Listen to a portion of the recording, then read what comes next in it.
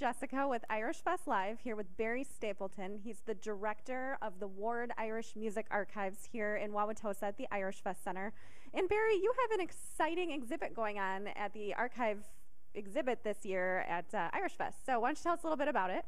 Yeah, at the Archives Gallery, we have one of our more popular exhibits, which is the history of Irish rock music. And we're just getting finished assembling it now. We're going to take it on the road. And we had it out about 6 years ago, but we really updated it, a lot of new graphics, and kind of branded it. So it's kind of exciting to get it out again.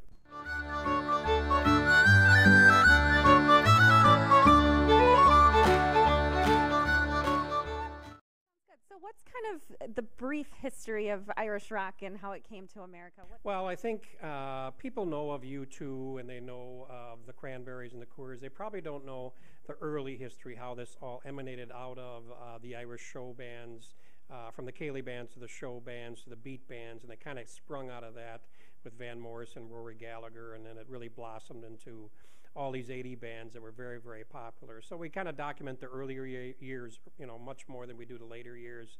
And plus we have hundreds of posters in the exhibit and bios and pictures, so it's really, people can learn a lot. Cool. And being the director of the archives, what's your favorite rock exhibit or poster kind of story that you have lined up to go? I think some of the exciting things are from them. That was Van Morrison's first band.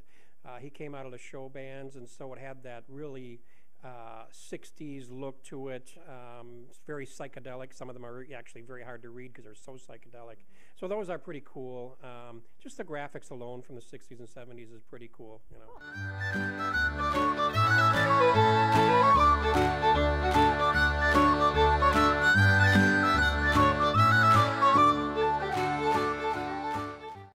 And we can see you in the Cultural Village. And we will be down at Irish Fest, and we hope to see you there too.